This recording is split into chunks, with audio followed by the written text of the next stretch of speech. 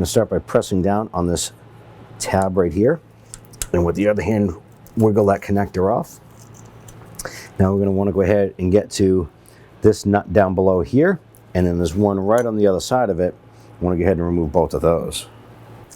We're going to start by spraying a little bit of rust penetrant on both of those nuts there. And go ahead and try and loosen this nut. Get that one to break free. Now the other side, I don't have as much room to get a socket in there. We could try this. And we actually get that to loosen up. So at this point here, I'm going to remove the ratchet and just going to spin this off by hand.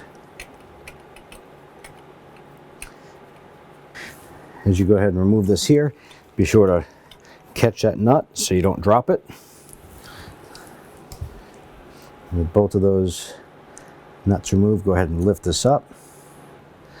We're going to notice here is that there's a gasket right here on the bottom stuck to this.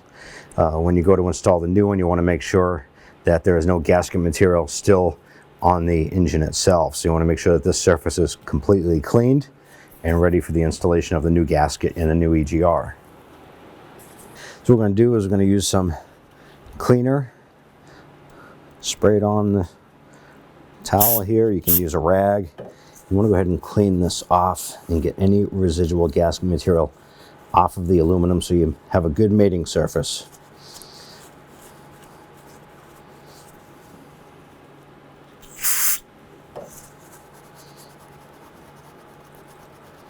So with the surface all cleaned up, you're going to go ahead and take the new gasket, drop the gasket down on there. Make sure the bottom of your new EGR surface is clean.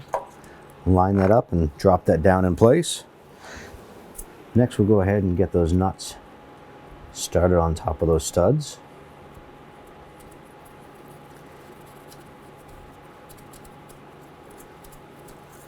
And once those are on, we're going to go ahead and snug those down.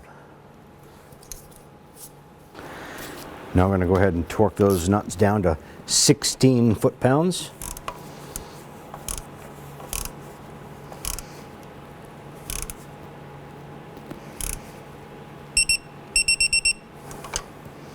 And do that for both sides.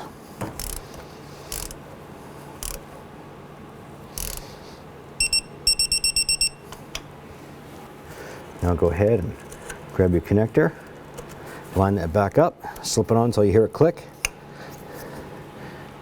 and you're all set.